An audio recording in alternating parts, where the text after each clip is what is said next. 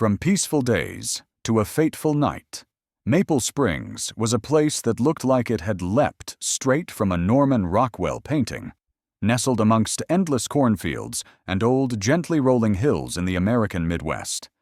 The town square still hosted a decades-old ice cream stand during summer, and the locals lined up outside Johnson's Diner for chicken fried steak on Friday nights.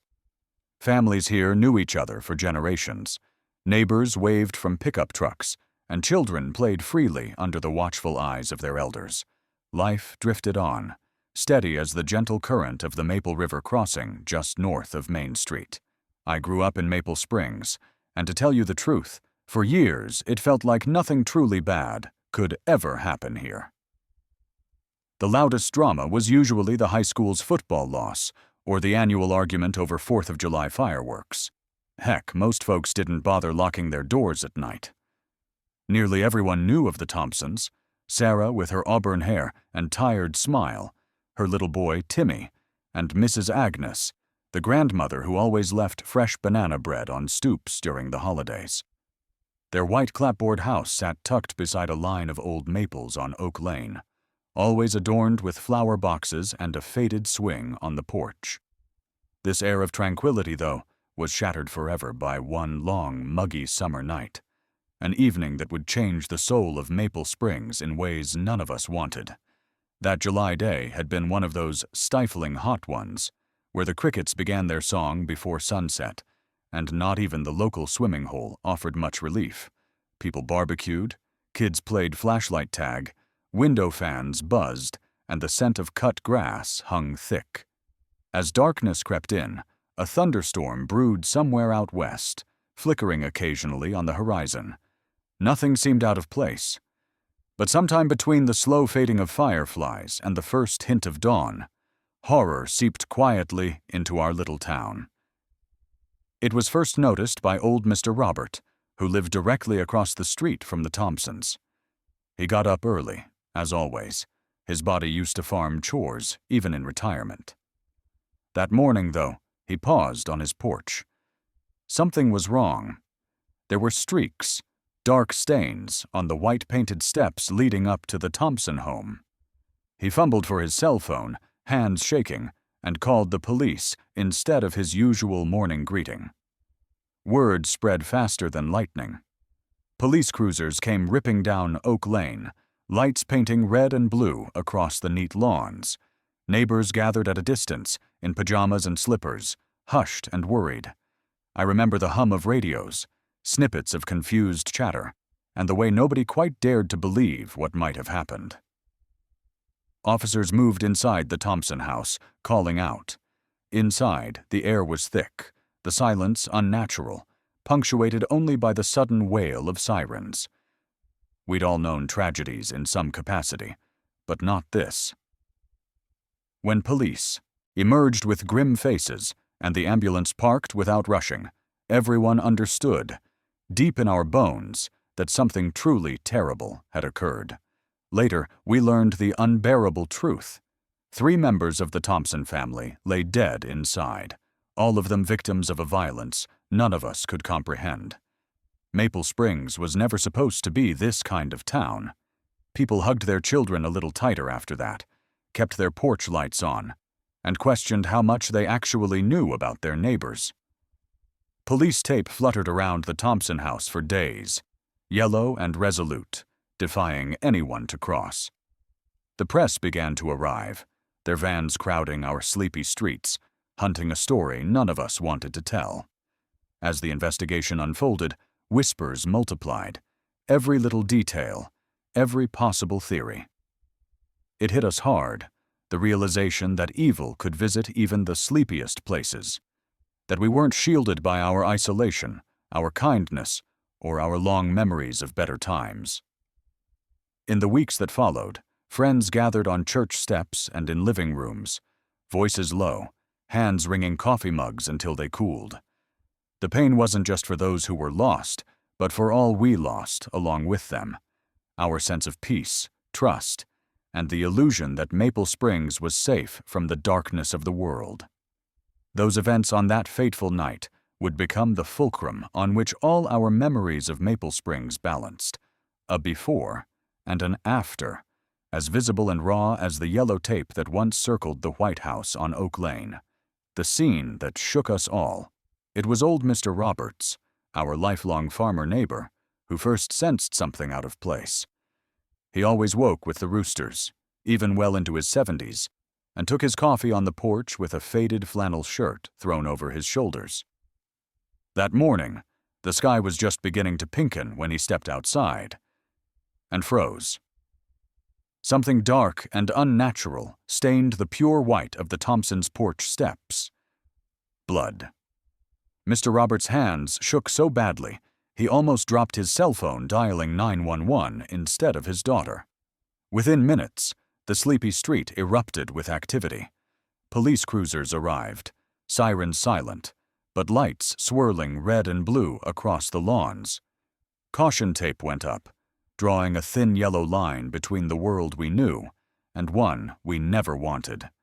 Sleepy neighbors stood in their doorways, pajamas quickly covered by old barn jackets, whispering to one another as their children were quickly shooed inside. I watched from my own window, the fear growing heavier with every moment. Officer Dempsey, who'd once broken his leg rescuing a cat from Mrs. Jenkins's tree, spoke into his two-way and moved quickly. We're entering. Inside the Thompson home, nothing felt right. Cops called out, "Sarah?" Mrs. Thompson, as the air thickened with a sense of wrongness. What they found inside would echo in everyone's nightmares for years to come. 3 bodies, all familiar, lay cold and horribly still. Sarah, her little Timmy, and old Agnes. The room told its own story. Even seasoned officers went pale, some looking away quickly. The details filtered out slowly. Timmy's small frame was sprawled in the living room, eyes closed, an expression of confusion and fear on his innocent face. His pajamas were missing, his body covered in wounds only the most cruel could inflict.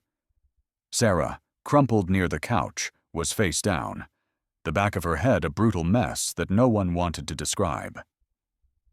In the small north bedroom, the oldest, Agnes, rested on her side against the wall, hand still clutching the edge of her blue-tinted blanket as if she'd been roused only seconds before.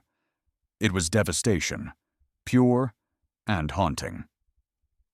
The officers immediately secured the house, their voices dropping to muffled tones. Teams began meticulously photographing the scene, marking the most minute details. There were blood trails on the hardwood, muddy footprints crossing from the front door to the stairwell, and a battered mop abandoned at the base of the steps, a feeble, chilling attempt by the perpetrator to clean up. There was a sickening pattern of violence, as if someone had lashed out with pathological rage and cold control. On the kitchen table, detectives noted an uneaten bowl of cereal and 2 lunch boxes, still neatly packed for the day, that never began. Nothing seemed immediately missing. Purses, wallets, a small pile of collectibles beside the TV. But there, next to Sarah's fallen arm, lay a torn-off section of medical tape, sticky with strange, fresh blood, not belonging to any of the victims. Officers bagged it as evidence, along with a bloodied shirt balled up under the coffee table and the broken, heavily stained blade of a kitchen knife found between the couch cushions. Outside, the morning slipped by in a blur of activity. The forensics van arrived, camera lenses glinting in the sun. TV crews from the city soon followed, their vans parked up and down Oak Lane, reporters whispering into the cameras and pestering anyone within arm's length for a quote. Yellow caution tape snapped in the wind, fluttering against the battered mailbox, a heartbreaking reminder of how quickly everything had changed. Rumors blossomed almost immediately. Neighbors traded stories. "Sounds like it happened during the storm. Nobody heard a thing." "Did you hear? The old woman's window was broken from the outside. There was no sign of forced entry on the front door. Her husband died last year. Left a lot of insurance money, they say. Maybe someone wanted it." In churches, diners, and hardware stores across Maple Springs, people replayed the crime in their heads. searching for any clue they might have missed about the killer in their midst. As police widened the perimeter, looking for signatures of disturbances, one detail became clear. Someone had worked to obscure their tracks. Many of the blood stains had been smeared as if wiped by a wet rag. A child's footprints, bare and small, faded out near the kitchen, while heavy, muddy shoe prints, size 11 at least, traced an erratic line through the hallway and up to the attic stairwell. Whoever committed these acts had come prepared, wearing gloves, no fingerprints, no careless DNA, someone who knew exactly what they were doing and where to go. Inside the living room where tragedy reigned, detectives found themselves looking for patterns. Why were two family members in the living room, unprotected, so close together? Why was the eldest killed in her bedroom, away from the chaos? Who would carry such deliberate violence into the heart of a small town? And why? The house itself felt like a wounded animal, silent, heavy with the residue of fear and the weight of unanswered questions. The ticking of a kitchen clock was unnerving, counting out the seconds since innocence last reigned on Oak Lane. I stood on the sidewalk, the shouts of officers replaced by the trembling silence of grief shared by everyone present. A sense of abandonment swept over all of us. The Thompsons' home, once a beacon of resilience and hospitality, now stood cold and cordoned off. A forbidden place where the darkness had won its first bitter victory. The family behind closed doors. Behind every painted door, in towns like ours, there's always a story more complicated than it seems, and the Thompsons were no exception. To the rest of us, Sarah Thompson was the definition of a survivor, a single mom juggling too many jobs, still managing to show up with cookies at PTA meetings and smile through her exhaustion. Since the mining accident that claimed her husband 3 years before, Sarah had carried the weight of her young son, Timmy, and her ailing mother-in-law, Agnes, with a kind of quiet grace most of us could only admire from afar. The Thompsons' house always smelled like hope, cinnamon and pine in the winter, line-dried sheets and vanilla in the summer. In the evenings, you might see Timmy perched on the porch swing with a library book, the setting sun painting his copper hair. On Sundays, Sarah would bundle both Timmy and Agnes into her old blue station wagon and take them to church, where they filled half a pew and sang louder than anyone. None of us knew just how hard Sarah worked. She waited tables at the corner cafe, famous for its pie and the patience of its longtime servers, while also taking extra shifts at the local drugstore, fetching medication for neighbors and fretting over money. Agnes, fiercely independent despite her frail bones, handled what chores she could, her hands always soft with flour or soapy water, humming old songs as she swept the porch or stitched worn clothes. "Take care of your mother," she'd tell Sarah, even as she lost sight and strength each passing year. After her husband's death, there was an outpouring of community support. The mine paid out a tidy insurance settlement, enough to cover hospital bills, a decent funeral, and to get Sarah out from under the worst of her debts. But money is a strange thing. It brings out kindness in some, envy in others, and it lingers in the air, quietly, like a rumor nobody articulates. For Timmy, life was equal parts normal and unusually grown up. He'd help his mother clip coupons and pick up groceries, learn to read by flashlight during thunderstorm blackouts. He was a dreamer, big for his age, but gentle. Even the youngest kids on the block followed him when he started a backyard adventure. His father's boots, kept by the back door, were his prized possession. When Sarah found him clomping around the kitchen in them, she couldn't help but smile through her sadness.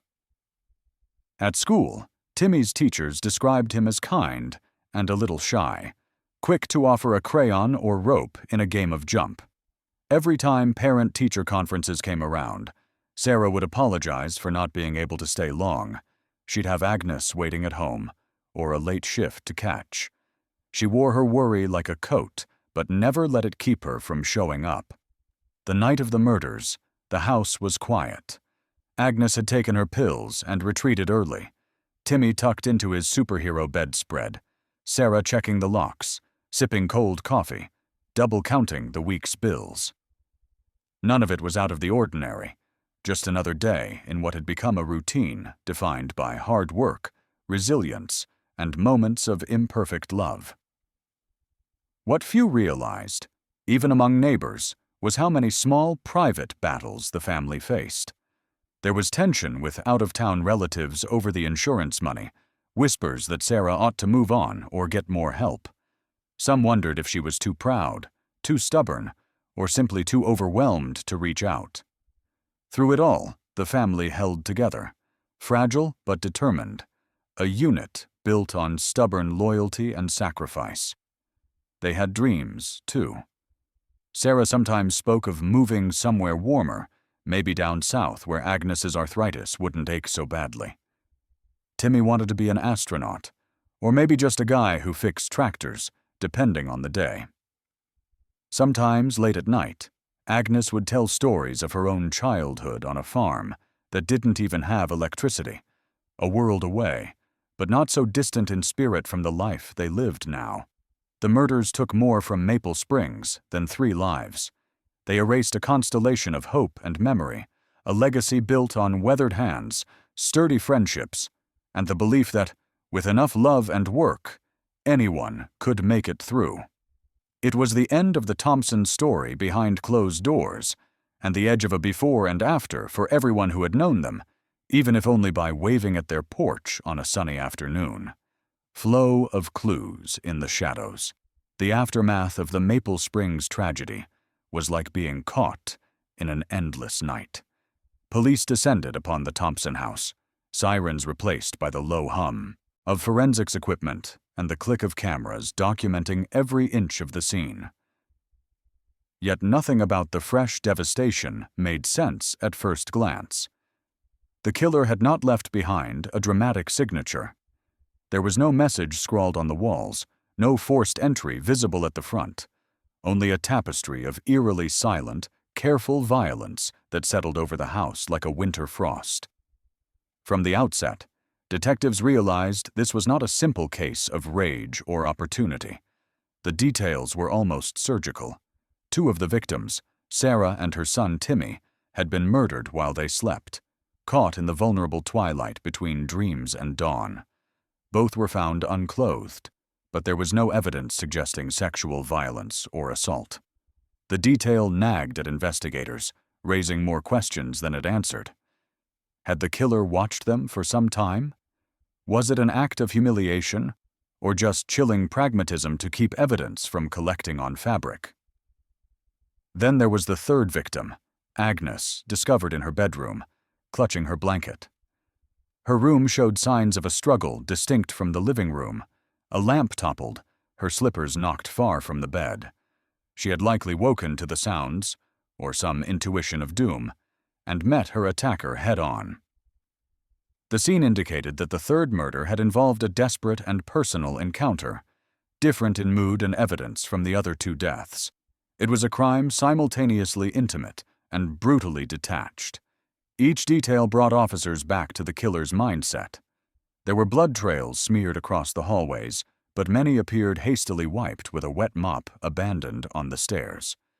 Small muddy footprints, likely the child's, were smudged near the kitchen, winding away before disappearing altogether.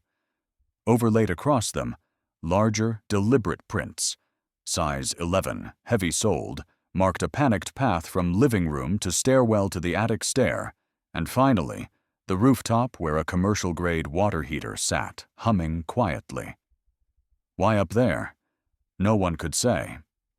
The clues, at first glance, seemed contradictory and elusive. Detectives photographed everything: a blood-speckled kitchen towel, an uneaten bowl of cereal growing crusty in the dawn light, the lunchboxes packed and waiting for a morning that never came. On the kitchen table lay Sarah's wallet and Timmy's beloved library card, untouched. Nearby was something far stranger, a strip of medical tape, sticky with a smear of blood that didn't match any of the 3 perished family members. The forensics crew immediately flagged it. Knowing an out-of-place trace could mean everything in a small-town murder scene. Neighbors, who had been so sure their lives were simple and immune to tragedy, watched through trembling curtains or huddled in the street as officers canvassed the block. The rumor mill churned with energy. Some said a drifter must have slipped through at night. Others whispered about old feuds, family, secrets, or a jealous ex with a score to settle. Detective Ramos, who'd worked enough meth lab busts and petty thefts to know real evil when she saw it, focused on methodical questions. Why were no valuables missing? Why did it look like someone had tried to clean up, but gave up halfway through? Why did the back window remain unbroken, while a trace of glass sparkled under Agnes's bed? The blood pattern experts mapped every smear. They determined the attacks likely occurred between 11 p.m. and 3 a.m., deep into the night. Security footage from Main Street was combed over, and a few blocks away, the night attendant at the local gas station recalled seeing a battered brown pickup with a cardboard box lashed in the bed, idling just before midnight. The sketches of tire tracks found in the mud by the side yard matched the treads on an old model Ford, one that only a handful of residents in Maple Springs or the neighboring towns might own. Still, there was no sign of forced entry at the front or back. Officers examined every door and window, eventually focusing on a small bedroom window that looked out onto the back patio. The screen had been jimmied open with a crowbar, and the frame's paint was freshly chipped. Curiously, the window was just wide enough for a slender adult to wiggle through, and the bushes beneath it showed signs of being trampled that night. The perpetrator's knowledge of the house, of when people might be sleeping, and how to move quietly through its darkened rooms, began to feel more and more deliberate. This was not a random act by an outsider stumbling upon opportunity, but something planned, maybe even personal. Back inside, criminalists dusted for prints and DNA, turning up almost nothing that didn't belong to the family. Whoever had been there wore gloves, likely latex, as a faint residue was discovered on the kitchen faucet, barely visible to the naked eye. Every surface was photographed, every fleck of blood documented. It looked as if the killer had tried, imperfectly, to erase himself from the story altogether. But, as is always the case with messy crimes, not every trace could be willed away. The blood on the torn medical tape came back from the lab quickly. It wasn't a familial match. Instead, it belonged to an unknown male, narrowing the lineup of suspects and giving investigators hope. They set out to test every male with connections to the family, from Sarah's co-workers to estranged relatives and neighbors with grudges. But it would take weeks to build a thorough list and start comparisons. Within days, word spread that the police were looking for a man who'd been seen around the Thompson residence on and off in the preceding weeks. A one-time boyfriend of Sarah's oldest daughter, recently returned to town, and, according to some, nursing old wounds and resentments. Investigators expanded their sweep, questioning hardware stores for cash purchases of gloves, knives, or crowbars. They visited pawn shops, hoping for a thread of the killer's presence. But always they came back to tie everything against the slim timeline and the subtle patterns of chaos left behind. Small but vital clues kept surfacing. Soil types on the muddy footprints matched a rarely used trail from the backwoods into town. A single odd tire track near the water tower, with an unusual wear pattern on the rubber, was traced to a local mechanic with an old grudge against the Thompson family. Then there was the missing piece, a shirt soaked in blood, balled up and stuffed beneath the couch, discovered days after the initial sweep. Tests revealed it was the same unknown male's blood as found on the medical tape. DNA and old fingerprints from a box of garage tools linked back to Kyle Lee, a former friend of Sarah's eldest daughter who'd once lived just 2 blocks over, and who'd been seen less and less around town in recent months. His history of a brief but stormy relationship with the family's eldest, his recent return to Maple Springs, and erratic behavior all began to coalesce in the minds of the investigators. Yet the killer had thought himself clever. He scrubbed blood, wiped down surfaces, and tried to erase every hint that he'd ever stepped inside the White House with the flower boxes. But it was exactly in those careless gaps, the missed patch of blood on the mop handle, the residue on the faucet, the medical tape lost in a moment of panic, that the truth took form. Detectives pieced the sequence together.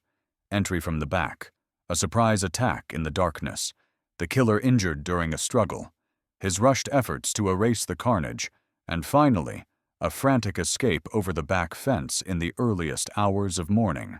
Maple Springs, so used to predictable days and gentle nights, now found its heart thumping in fear as word of the investigation spilled into every kitchen and corner store. The flow of clues through these shadows would lead, step by step, to the second betrayal, the notion that the killer was not a nameless drifter, but someone who'd once walked their streets and even broken bread with the victims. The darkness that settled in the ruined Thompson house was now mirrored in the anxious eyes of a whole town, waiting and watching, desperate, sometimes against hope, that the truth would come to light. The net tightens, tracking the killer. There's a certain shift that happens in a town when a murderer's still on the loose. Normal routines crack under the weight of suspicion. Every shadow seems alive, and the sense of security that once felt unbreakable is shattered. After the horror unearthed at the Thompsons' White House, Maple Springs slipped into a collective unease. Morning brought no comfort.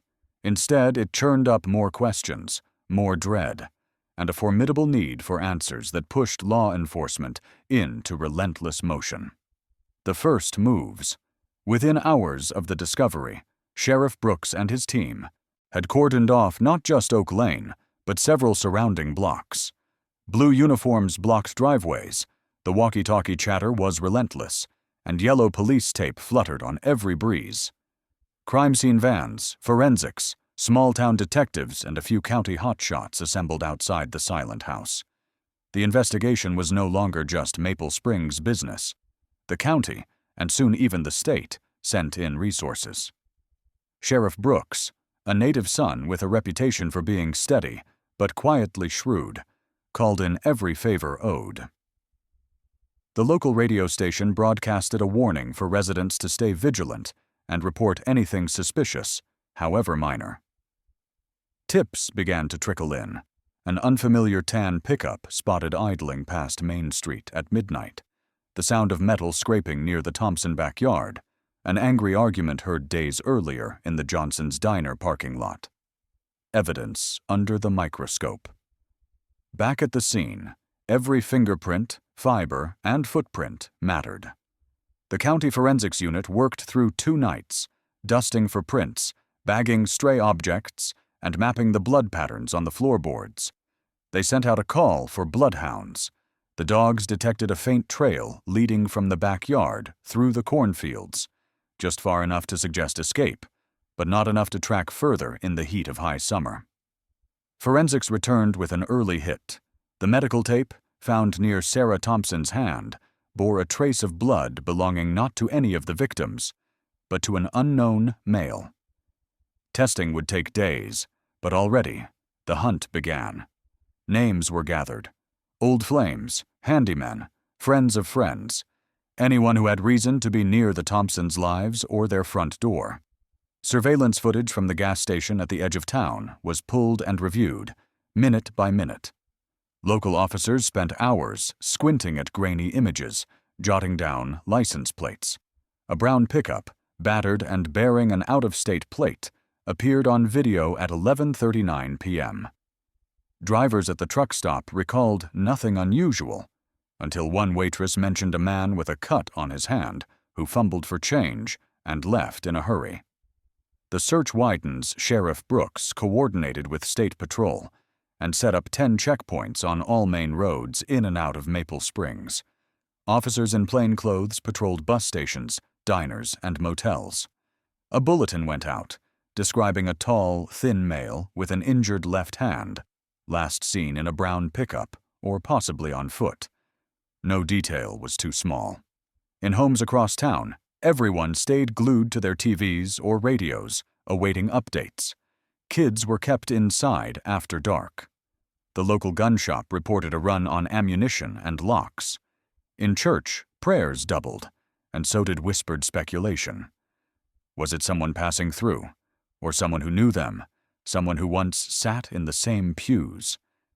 Hidden ties and painful interviews. Detectives dug into the Thompson family's recent tensions, especially the life insurance payout Sarah received after her husband died in a mining accident. Had old friends or distant family come sniffing for cash? Every ex-boyfriend of Sarah or her daughters, every estranged cousin, was rung up or visited. Phone records were subpoenaed, bank accounts checked. If someone was running, they'd have to trip up sooner or later. One detail stood out. A local mechanic named Kyle Lee had been seen around Oak Lane in the prior weeks. Kyle was no stranger, but his relationship with Kelly Thompson, the Thompsons' eldest daughter, now living across the state, had ended in bitterness. He'd been quiet, kept mostly to himself, but folks recalled seeing his old motorcycle and that grim look on his face when he passed by the Thompson property. Closing. In the break came when a trooper reviewing motel guest books near the interstate noticed one signed in Kyle's shaky handwriting the night of the murders. The clerk described a man with greasy hair and a bandaged hand who checked in late and out before dawn. With this lead, the dragnet closed fast. SWAT teams assembled in the pre-dawn light, fanning out across cheap motor courts and truck stops. Kyle's old pickup was soon found abandoned on a gravel-back road, seat sticky with blood and a torn blue work shirt on the floor, both matching evidence found in the Thompson living room. Credit card records showed fuel and convenience store purchases all the way to the city. With each hour, digital footprints narrowed the net. Cell phone pings placed Kyle in a small city nearly 200 miles away, hiding with a cousin who thought he just needed a place to lay low after a bad breakup. The arrest. In an apartment flophouse on the city edge, teams surrounded the building. They banged on the door. Kyle tried to slip out the bathroom window, but the alley below swarmed with deputies. He was cuffed, read his rights, and gave a long, defeated sigh, the kind that echoes through every hollowed-out promise a person's ever made. Back in Maple Springs, the news raced through the grapevine. People exhaled, shaken but grateful. Doors unlocked a crack, porch lights turned off a little earlier. The world wouldn't be the same, but the nightmare was over, for now. The toll of the chase. For the officers who had worked nights without sleep, and for every neighbor who had lain awake listening for the creak of the floor, the ordeal left its mark. Sheriff Brooks sat on his office steps as the dawn finally broke, drinking cold coffee, thinking about what justice means in a place where so much innocence had shattered. Some wounds wouldn't heal just because a man was brought in chains. They would linger, marking every summer night to come, reminders of the darkness that once crept in, and how it took everyone working together to bring it, finally, into the light. Tragic love. The dark motive. Love, when poisoned by obsession, can twist into something unrecognizable. In quiet Maple Springs, the roots of tragedy ran, far deeper than revenge or greed. They struck at the tangled heart of human longing, regret, and the shadows cast by an impossible longing. Kyle Lee's connection to the Thompsons was once ordinary, almost sweet. Years earlier, he'd met Kelly Thompson, a bright, driven young woman and oldest daughter of Sarah, while both worked summer jobs at the county fair. Their romance blossomed quickly, but always carried the weight of secrecy and impatience. Sarah frowned upon their age gap, and Agnes, fiercely protective of her granddaughter, saw Kyle as a risk, a drifter with a quick smile, but an unsettled past. After a heated argument early on, Kelly ended the relationship. Kyle's world collapsed in slow motion. He started driving trucks cross-state, drifting from job to job. Maple Springs became the town he could never quite escape, his memories chasing him down whenever he circled back. Occasionally, people would see Kyle's pickup parked just out of sight or run into him at the diner, always searching for something he couldn't name. As the years passed, his heartbreak soured. He nursed grudges, cut off from friends, convinced himself that Kelly was kept from him by meddling relatives. He clung to every piece of news: Kelly's move to the city, her promotion, the fact she rarely returned home. While he never sent a letter or called, unsent drafts and midnight messages piled up in his phone. Confessions, accusations, ramblings that swayed between hope and fury. Over time, his pain grew resentful. He felt abandoned by Kelly and spurned by a town that only seemed to whisper about him in the shadows. The day he learned Sarah had received a substantial insurance payout from her husband's accident, something in Kyle shifted. In the undercurrent of his thoughts, money and love twisted together. Did Kelly abandon him for security, for a life he could never offer? Was the Thompson family truly blameless, or had they robbed him of his last shot at happiness? Late-night obsessions led him to troll social media, piecing together the lives of those who shut him out. When he found out Kelly was recently in touch with her mother, he convinced himself her return was imminent. The logic was twisted, but that night, alone in a seedy motel on the edge of town, his resentment crystallized into a plan. He packed gloves, rope, a crowbar, and duct tape. He watched the Thompson house until all the lights dimmed. Kyle crept through the dark yard, his mind a knot of heartbreak and grievance. Every step toward the cracked window, every plan rehearsed in his head, was fueled by a terrifying mix of longing and hopelessness. Slipping through was an act of desperation, one he disguised to himself as reclaiming what he'd lost. When he entered the home, the storm outside masked the sound of his boots, but inside there was only the thudding pulse of his own thoughts. What happened next spiraled beyond his intentions. He confronted Sarah first, demanding answers, desperately wanting her to call Kelly, beg her on his behalf. Sarah's refusal, drawn from a place of terror and defensive love, only enraged him more. Words escalated, a scuffle broke out. When little Timmy woke up, confusion and panic spread. In a moment of something both cold and unhinged, Kyle lashed out, a violence unleashed that he'd never believed himself capable of. Agnes, awakened by the chaos, made a valiant but futile effort to protect her family. Her dignity in her final moments became another wedge, fueling Kyle's sense of injustice. After the attack, stumbling with a bleeding hand, but no sense of victory, Kyle's dream world shattered into guilt and primordial fear. He attempted to erase himself, wiping surfaces, ditching the weapon, mopping blood, but the marks of such violence could never fully vanish. Kyle's escape was panicked. He cradled his wounded hand, sobbing in the darkness of unfamiliar fields, haunted already by the ghosts his actions had released. At a truck stop on the edge of town, he scrawled a half-apology in a motel register, an act unreadable to anyone but himself. Every mile he put behind him brought no comfort, only the weight of what he'd torn apart in one reckless, vengeful night.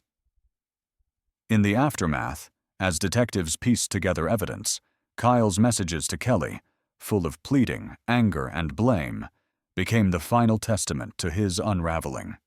Beneath every desperate word was the ache of a love poisoned into hatred, a longing that had curdled into something violent and unforgivable. There was no justification, only the brutal reality that sometimes even the softest hearts can snap under the burden of loss. For Maple Springs, the tragedy rewrote the meaning of every whispered rumor and every awkward silence. The town now lived with the memory of how obsession, regret, and a warped vision of love had unleashed the darkness lurking at the edge of their quiet lives. The scars would linger for generations, a reminder that the line between devotion and destruction is thinner and more dangerous than anyone dares admit. The confession and the price paid. The arrest of Kyle Lee marked the end of the manhunt, but for Maple Springs, it was just the beginning of reckoning with what had happened. The morning he was brought in, the town awoke to a different kind of silence, the expectant hush that follows disaster, where everyone waits to see how deep the wounds go and whether there is any hope for healing. Kyle sat in a cramped, fluorescent-lit interview room at the county sheriff's office, pale and exhausted, his wound crudely bandaged from an earlier attempt to bind it with tape and a strip of an old shirt. The evidence against him was overwhelming. Traces of his blood found in the Thompson house, security camera footage, tire marks and footprints, and the desperate, contradictory messages to Kelly Thompson that investigators had uncovered on his phone and in email drafts. Farce. Hours. He denied everything, clinging to a version of events where he was nothing but an unlucky bystander, his mind cycling through stories as if one might finally set him free. But the more Detective Ramos pressed, the more Kyle's bravado withered. She laid the facts before him, not as accusations, but as the inescapable contours of reality. He began to falter. His shoulders slumped, his gaze fell to his bleeding hand, and a torrent of remorse and anger spilled from him in stops and starts. He admitted it finally, with shattered resignation. Yes, he had entered the Thompson house that night, driven by torment and longing, and yes, he had lost control. His confession was both chilling and tragically human. He spoke of feeling invisible, of being haunted by love and resentment, of how every closed door and polite dismissal in Maple Springs felt like another nail in the coffin of the life he'd imagined with Kelly. He hadn't planned on violence, at least not at first, he insisted. But when words failed and fear took over, something broke inside him. The details spilled out, how Sarah's pleas turned to screams, how little Timmy's confusion became terror, how Agnes, awake, desperate, tried in vain to protect her family with nothing but trembling hands and a grandmother's courage. By the end, Kyle was sobbing quietly, unable to look anyone in the eye. His words hung in the air, an admission that did nothing to lessen the horror, nor to explain it fully. Some officers left the room, not out of professional detachment, but out of sheer emotional exhaustion. Ramos stayed, recording it all, her face grim beneath the harsh lights, knowing that justice, whatever form it took, might never feel like enough. The aftermath in Maple Springs. As news of the confession spread, the town experienced a dizzying mix of relief and sorrow. The killer was caught, but the answers brought no true closure. The local paper ran front-page headlines, neighbors gathered on porches and in pews, compassion and caution bound together in an uneasy truce.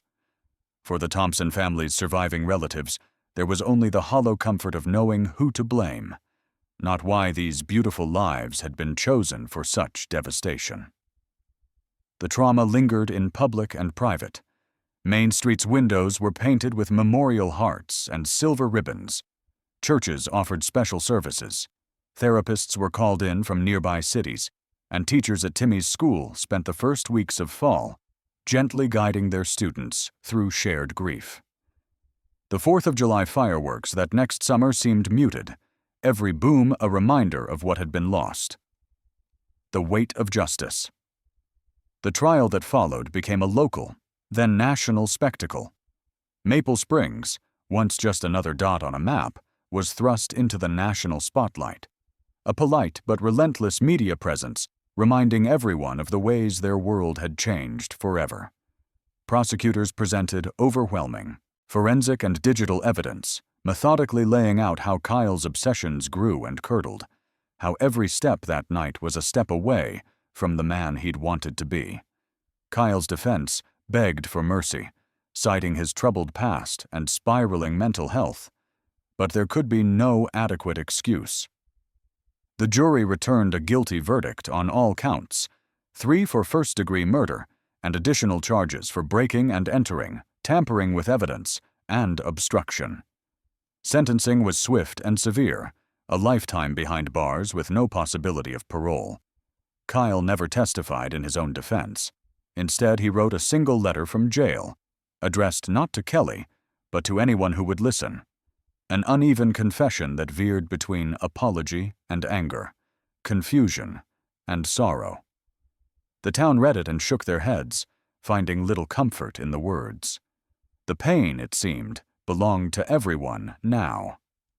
Scars that stay in time, life in Maple Springs stumbled back toward a sort of normal. New folks moved into the Thompson house after a long delay and much debate, and the old ice cream stand reopened for the season. But something essential had shifted. Children were called inside at dusk. Neighbors watched out their windows a little longer, and people learned to live with both suspicion and kindness twined together, like the roots of the stubborn maple trees that gave the town its name. Sometimes, I still walk past Oak Lane and pause in front of the house that once belonged to the Thompsons. I remember the laughter that used to spill from that porch, the sweet scent of banana bread, and the sight of Timmy swinging his legs in the golden light of late afternoon. I remember, too, that evil can come dressed in the clothes of longing and loneliness, that the harshest price for someone's confession is often paid, not by the guilty, but by the innocent, left behind. The story of what happened here will always be part of our history, a lesson woven into the fabric of every small kindness, every resilient hope. We carry the memory forward, not just as a warning, but as a duty. In a place like Maple Springs, where innocence was shattered, our shared resolve is a promise to see one another truly, and never let sorrow or anger fester unspoken behind closed doors ever again.